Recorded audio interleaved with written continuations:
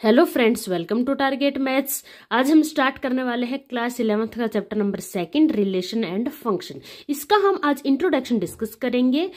Okay, तो चलिए start करते हैं chapter number 2 relation and function. तो इसमें हम टॉपिक में आने से पहले रिलेशन एंड फंक्शन के बारे में डिस्कस करने से पहले कुछ और चीजें डिस्कस करते हैं। जैसे हमारे पास है कार्टेशियन प्रोडक्ट। कोई भी दो सेट आपको गिवन है, उसका हम कार्टेशियन प्रोडक्ट कैसे फाइंड आउट करते हैं और ये कार्टेशियन प्रोडक्ट होता क्या है, ये सब हम डिस्कस करेंगे। कार्टेशियन प्रोडक्ट बोल दो, चाहे इसको हम ऑर्डर्ड पेयर भी बोल सकते हैं।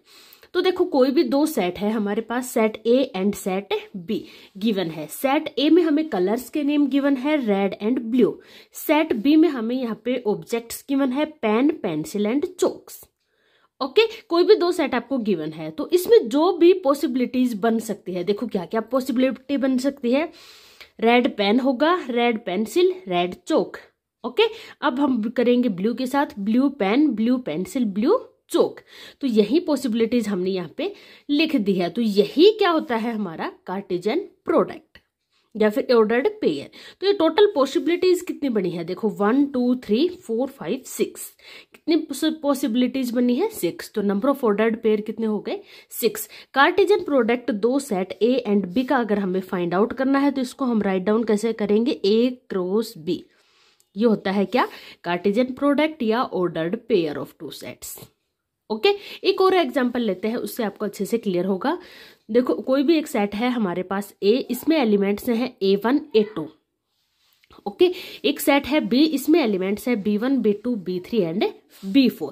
तो हमें इन दोनों सेट्स का कार्टेशियन फाइंड आउट करना है। It means A cross B find out करना है। तो ये क्या क्या आएंगे इसमें elements, A1 B1, A1 B2, A1 B3, A1 B4। Okay, 4 possibilities तो यहां हो गई। अब A2 के साथ करेंगे, A2 B1, A2 B2, A2 B3, A2 B4। Okay, A2 B4। तो टोटल पॉसिबिलिटीज यहाँ पे देखो कितनी हो गई, या नंबर ऑफ ऑर्डर्ड पेयर भी बोल सकते हो। कितने हो गए, 1 2 3 4 5 6 7 8। कितने हो गए, 8। इसका एक फॉर्मूला भी होता है, क्या होता है, आप इस टाइप से काउंट भी कर सकते हो। सेकंड चीज, कोई भी दो सेट है, सेट ए में कितने एलिमेंट्स है आपके पास, 2। सेट बी में कितने एलिमेंट्स है, 4। तो number of elements in ordered pair या कार्टेशियन प्रोडक्ट में कितने नंबर ऑफ एलिमेंट्स होंगे, एन आपका नंबर ऑफ एलिमेंट्स को डिनोट करता है। Number of elements in set A multiply by number of elements in set B. दोनों को हम अगर मल्टीप्लाई कर देते हैं तो number of elements in set A cross B या कार्टेशियन प्रोडक्ट या ऑर्डर्ड पेयर में जो नंबर ऑफ एलिमेंट्स होंगे वो हम फाइंड आउट कर सकते हैं। तो इसके बेस पे भी आपके काफी सारे क्वेश्चंस आएंगे और हमें यहाँ पे कार्टेशियन प्रोडक्ट भी फाइंड आउट करना आएगा। तो देखो, कोई भी दो सेट आपको गिवन है तो आप उनका Cartesian product easily find out कर सकते हो। यहाँ पे हम एक और एग्जाम्पल लेते हैं। देखो, जैसे सेट ए है, इसमें हमने एलिमेंट्स ले लिए यहाँ पे C1 D1। Okay, set B में एलिमेंट ले लिया E1 F1। इसका अगर हमें यहाँ पे कार्टेशियन प्रोडक्ट फाइंड आउट करना है तो क्या होगा, देखो सॉरी ब्रैकेट्स में लगाते हैं। कार्टेशियन प्रोडक्ट को किस में लिखते हैं, ब्रैकेट्स में। C1 का करेंगे सबसे पहले E1 के साथ, C1 का करेंगे F1 के साथ, ठीक है। अब D1 का करेंगे किसके साथ, E1 के साथ, D1 का करेंगे F1 के साथ। Number of elements in Cartesian product में अगर हमें फाइंड आउट करना है, अब वो कैसे फाइंड आउट करेंगे, इसमें एलिमेंट कितने हैं, 2, इसमें भी 2। तो NA इंटू NB ये फॉर्मूला होता है। 2 इंटू 2 कितना आ गया, 4। आप यहाँ पे काउंट भी कर सकते हो, 1 2 3 4। Total number of elements in Cartesian product कितने हो गए, 4। एक चीज और देखो, कोई भी आपको दो ऑर्डर्ड पेयर गिवन है ए एंड बी, ये इक्वल होगा सी एंड डी के। यहाँ पे दो ऑर्डर्ड पेयर आपको गिवन है, ये कब इक्वल होंगे, if and only if A equal होगा, फर्स्ट एलिमेंट होगा इक्वल फर्स्ट एलिमेंट के एंड सेकंड एलिमेंट इक्वल होगा सेकंड एलिमेंट के, then these two ordered pair are equal. Okay, तो ये हमें यहाँ पे ऑर्डर्ड पेयर के बारे में डिस्कस कर लिया है। आई होप आपको क्लियर हो गया होगा। इसकी कुछ प्रॉपर्टीज भी देख लेते हैं। देखो फर्स्ट प्रॉपर्टी है हमारे पास, two ordered pair are equal if and only if corresponding first element are equal and second element are also equal. अभी मैंने जस्ट डिस्कस किया है, कोई भी दो ऑर्डर्ड पेयर अगर आपको जैसे ए बी गिवन है वो सी डी के इक्वल होंगे जब आपका फर्स्ट एलिमेंट इक्वल होगा फर्स्ट एलिमेंट के एंड सेकेंड एलिमेंट इक्वल होगा सेकेंड एलिमेंट की। सेकेंड प्रॉपर्टी क्या बोलती है, number of elements in set A में पी है, number of elements in set B में क्यू है, then number of elements in A cross B या कार्टेशियन प्रोडक्ट्स में नंबर ऑफ एलिमेंट्स कितने होंगे, पी क्यू, दोनों की मल्टीप्लीकेशन। ओके, नेक्स्ट प्रॉपर्टी है if A and B are non empty set, A और बी आपका नॉन एम्प्टी सेट है, आइदर ए और बी इज फाइनाइट, या तो ए आपका इनफाइनाइट होगा या बी आपका इनफाइनाइट होगा, तो कार्टेशियन प्रोडक्ट भी आपका कैसा रहेगा, इनफाइनाइट रहेगा। ओके, आइदर ए फाई या नल सेट बोल सकते हो, या फिर बी है वो आपका नल सेट है, तो ए क्रॉस बी भी आपका कैसा रहेगा, नल सेट या वॉइड सेट रहेगा। ओके, तो यहाँ पे हमारा कार्टेशियन प्रोडक्ट का टॉपिक कंप्लीट होता है। नेक्स्ट टॉपिक पे आते हैं, नेक्स्ट टॉपिक रहेगा हमारा रिलेशन। नेक्स्ट टॉपिक है रिलेशन। देखो रिलेशन जैसे हमारे नॉर्मल लाइफ में रिलेशंस होते हैं, जैसे फादर सन का हो गया, मदर डॉटर का हो गया, टीचर्स और स्टूडेंट्स का हो गया, इसी टाइप से हमारे मैथ की फॉर्म में भी कुछ रिलेशंस होते हैं। रिलेशंस को हम किससे रिप्रेजेंट करते हैं, जनरली आर से रिप्रेजेंट करते हैं। ओके, तो सबसे पहले हम रिलेशन समझ लेते हैं आखिर रिलेशन होता क्या है। तो रिलेशन क्या होता है, relation R from a non empty set A to a non empty set B. Relation कहां से कहां तक होगा, रिलेशन आपका होगा ये सेट ए से बी तक, ठीक है। रिलेशन है आपका A to B is a subset of Cartesian product A cross B. जो आपका कार्टेशियन प्रोडक्ट है ये रिलेशन सबसेट होता है, किसका सबसेट होता है, Cartesian product A cross B. जो आपका कार्टेशियन प्रोडक्ट है उसका सबसेट होगा क्या, रिलेशन। कुछ भी हो सकता है उसमें, लेकिन वो सबसेट होगा। अब इसको और अच्छे से समझते हैं एक एग्जाम्पल लेके। जैसे हमने यहाँ पे एक एग्जाम्पल ले लिया, सेट ए है हमारे पास 1 2 3 4 5 6, यहाँ पे डिफाइन किया गया है एक रिलेशन आर, ए टू ए है। रिलेशन कहाँ से कहाँ तक है, ए से ए तक। ये आपको बड़ा इंपॉर्टेंट होता है, ये रिलेशन है आपका A to A. Okay, by R equal to है x Y such that y equal to x plus 1। यहाँ पे आपकी कंडीशन गिवन होगी। कंडीशन ये है कि वाई है वो आपका किसके इक्वल रहेगा, वाई क्या होता है, एक्स होता है ये फर्स्ट एलिमेंट। जैसे कोई भी ऑर्डर्ड पेयर लिखते हैं हम, यहाँ पे हमने ले लिया A1 B1, तो ये एक्स किसको रिप्रेजेंट करते हैं, फर्स्ट एलिमेंट को, वाई किसको रिप्रेजेंट करते हैं, सेकेंड एलिमेंट को। Okay, it is clear. अब देखो यहाँ पे जो फर्स्ट एलिमेंट है वो आपका x रहेगा, सेकंड एलिमेंट आपका y रहेगा। y किसके इक्वल होगा, x प्लस 1। x में अगर आप 1 ऐड करते जाओगे तो आपको y मिलता जाएगा। तो देखो यहाँ पे आपकी क्या क्या पॉसिबिलिटीज हो सकती है। हम सबसे पहले अगर x को 1 लेते हैं तो y हमारा कितना हो जाएगा, इसमें 1 ऐड करेंगे तो 2। अब हम x को 2 लेंगे, इसमें 1 ऐड करेंगे तो 3। अब हम x 3 लेंगे तो y कितना हो जाएगा, 4। x4 लेंगे तो y कितना हो जाएगा, 5। x5 लेंगे तो y कितना हो जाएगा, 6। अब अगर हम x को 6 लेते हैं तो y कितना हो गया, 7, जो इस सेट में बिलोंग नहीं करता है। a to a, it means क्या हुआ, देखो आपके रिलेशन है a to a, it means x भी किस में बिलोंग करेगा, a में। ये x वाला होता है फर्स्ट पार्ट और ये y का होता है, y भी किस में बिलोंग करेगा, a में। इसका मतलब ये होता है दोनों एलिमेंट्स आप किसके बिलोंग कर रहे हैं, ए में ही बिलोंग करेंगे। तो ए में हमारा 7 यहाँ पे है नहीं, तो हम यहाँ पे कहाँ तक लेंगे, 5 तक। x equal to 5, x equal to 6 ले नहीं सकते क्योंकि y इजकल टू 7 हो जाएगा, वो यहाँ पे है नहीं। ओके, तो देखो ये रिलेशन, एक तो चीज ये ए है ये फर्स्ट वाला, इसमें सारे फर्स्ट एलिमेंट्स बिलोंग करेंगे, और ये बी है इसमें सारे सेकंड एलिमेंट्स, ऑर्डर्ड पेयर के सेकंड एलिमेंट्स बिलोंग करेंगे। ओके तो ये तो हो गई हमारी रिलेशन को हम एरो डायग्राम से शो करते हैं। एरो डायग्राम क्या होता है? एरो डायग्राम कुछ इस टाइप से होता है। कोई भी दो ओवल शेप के यहाँ के आपके पास सेट्स गिवन है। ये रिलेशन आपकी ए से ए तक ही है, तो फर्स्ट भी ए ही हो जाएगा, ए से ए तक आपकी ये रिलेशन है। इसमें आपके पास एलिमेंट्स क्या क्या है? 1 to 6, यहाँ पे भी 1 to 6। रिलेशन कहाँ से कहाँ तक गई? देखो ये एक्स के एलिमेंट है सारे, ये वाई के एलिमेंट है। एक्स में जब हमने 1 लिया तो वो कहां तक गया? y तक, उसकी ये इमेज होती है।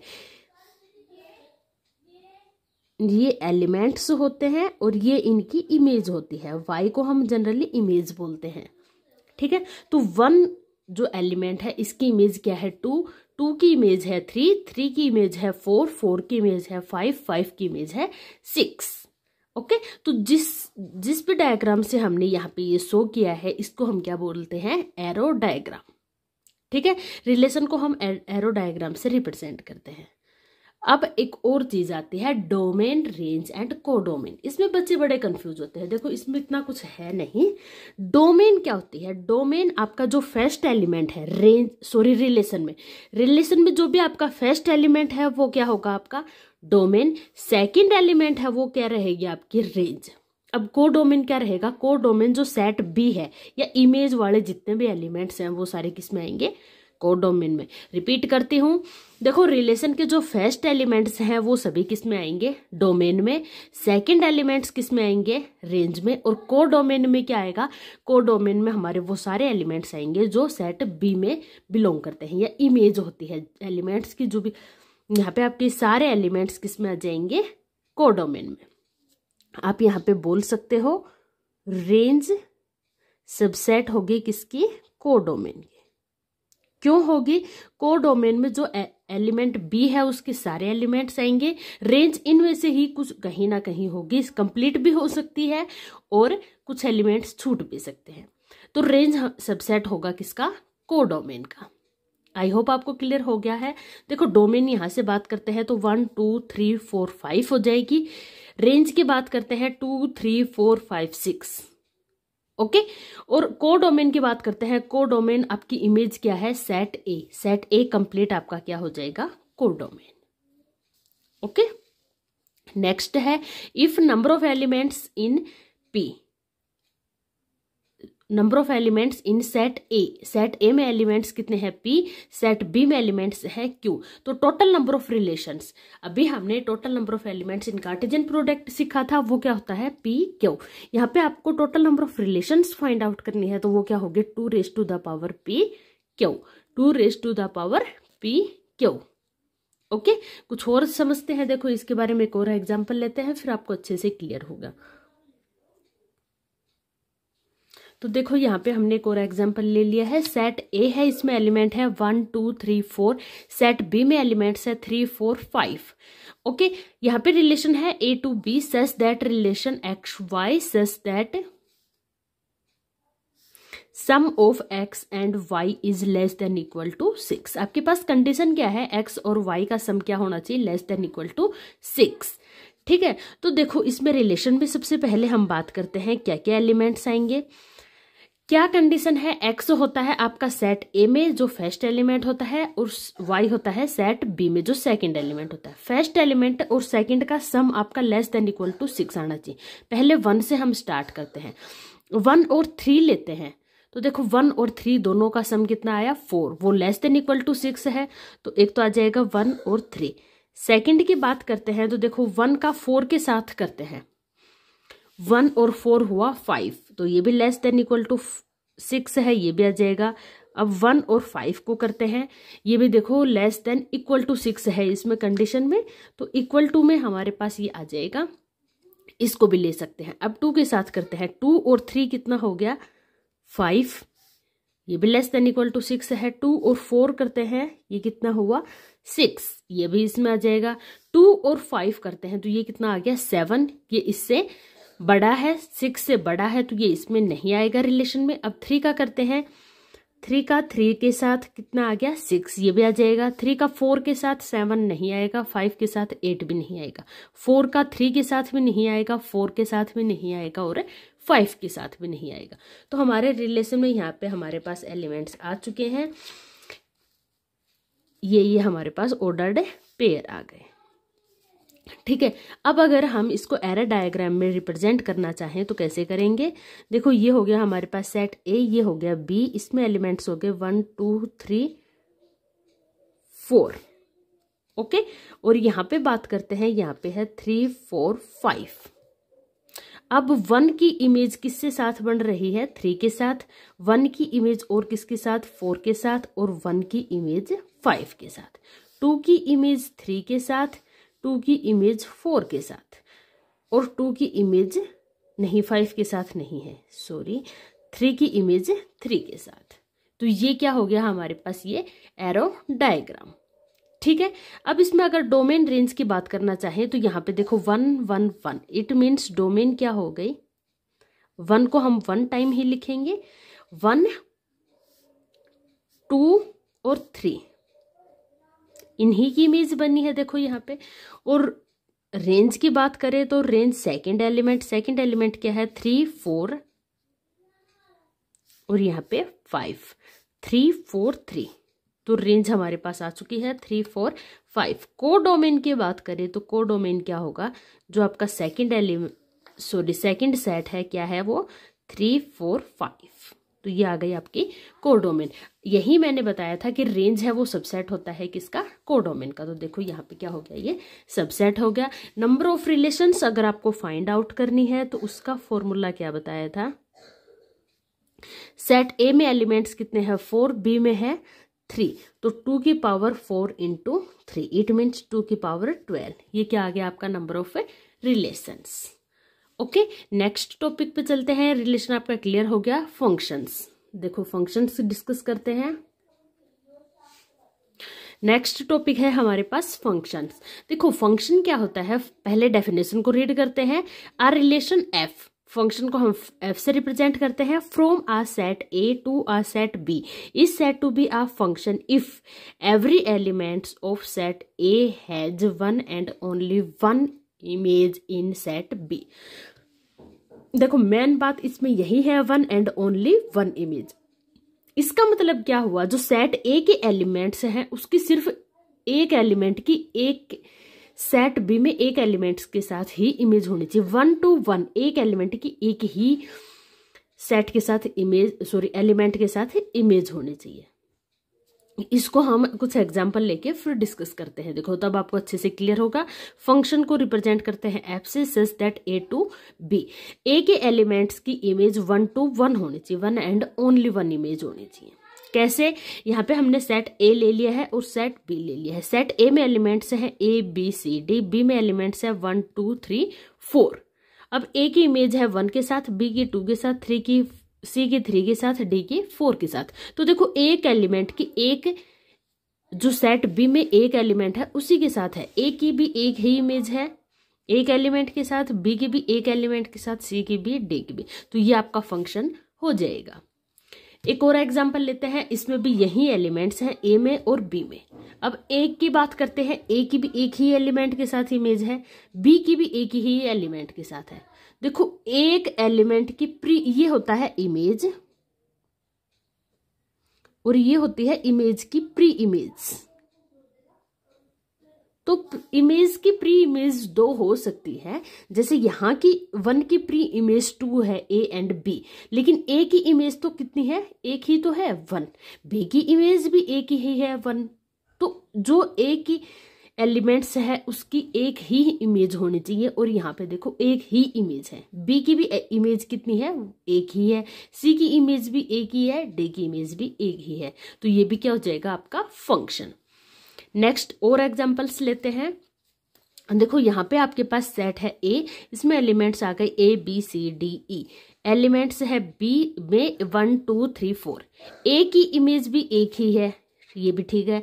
बी की भी इमेज 1 ही है, सी की इमेज भी 1 ही है, और डी की इमेज भी यहाँ पे देखो 1 ही है, और ई की इमेज भी 1 ही है, क्या है? 4।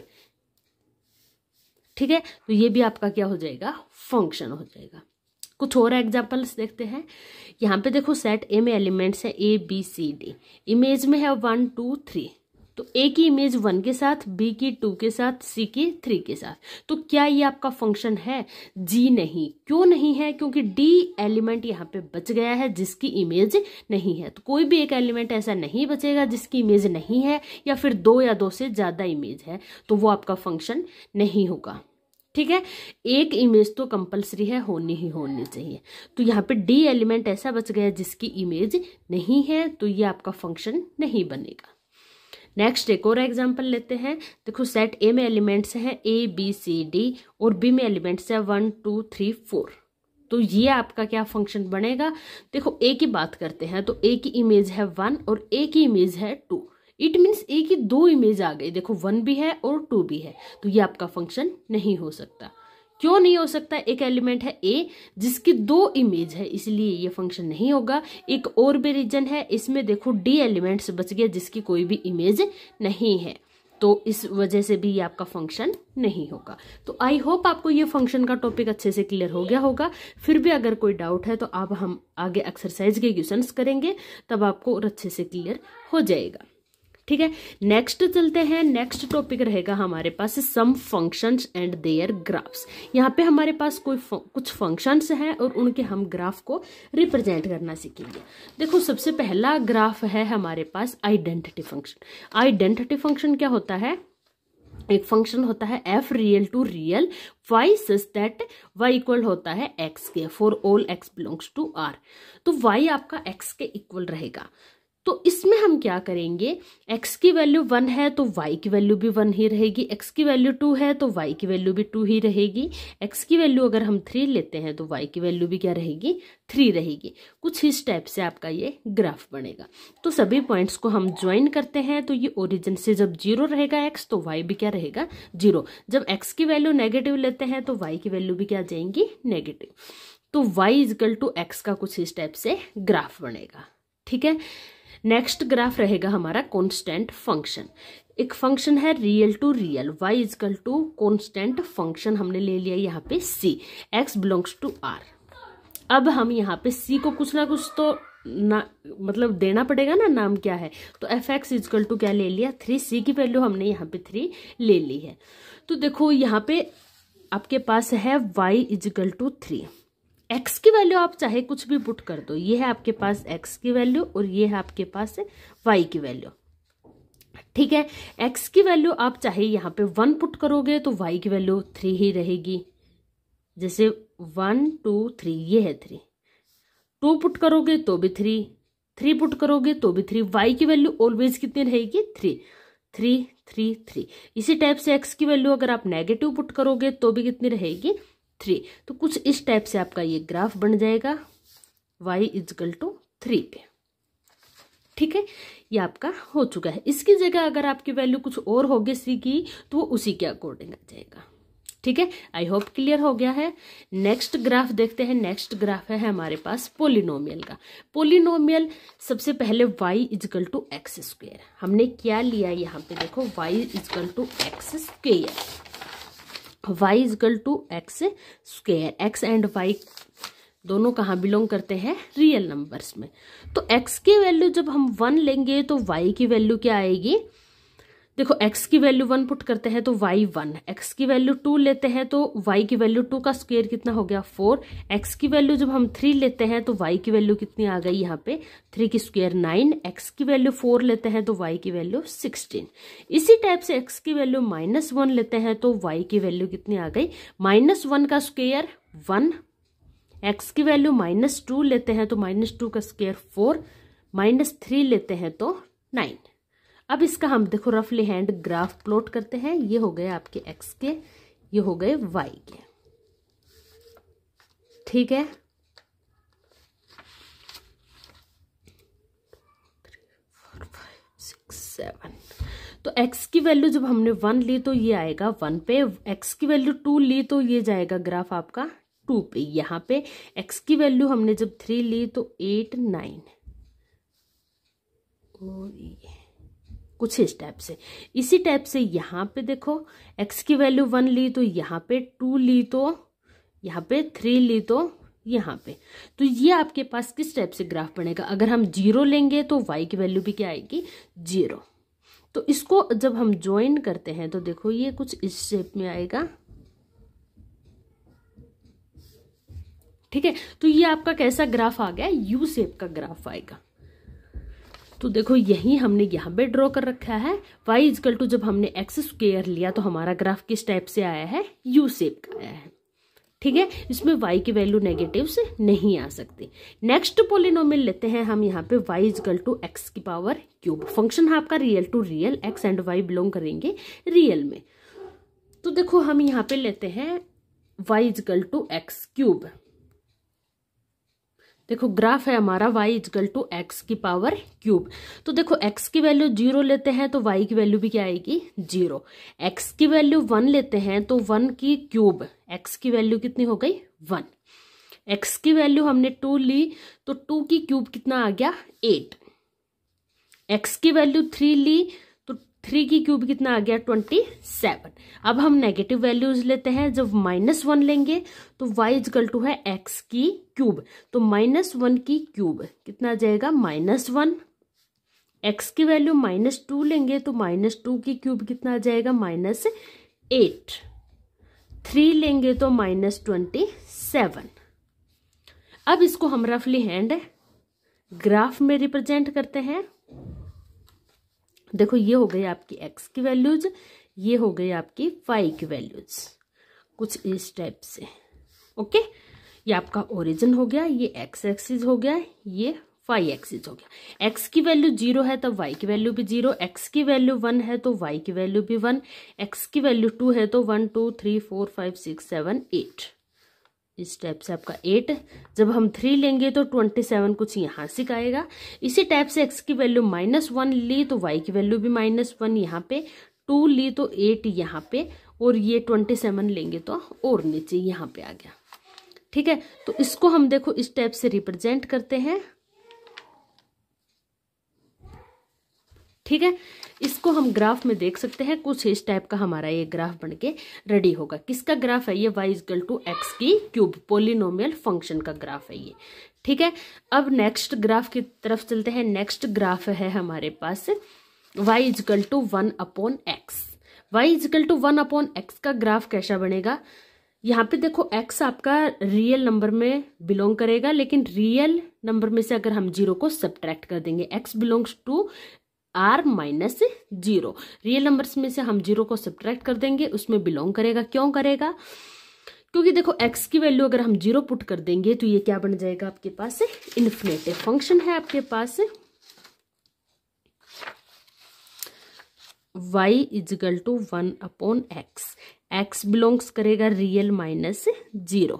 क्यों, अगर हम x को 0 पुट करते हैं तो ये आ गया 1/0 इन्फिनिटी, ये तो डिफाइन ही नहीं है, इसलिए x कहाँ पे बिलोंग करेगा, रियल नंबर -0 से। अब हम इसके ग्राफ की बात करते हैं।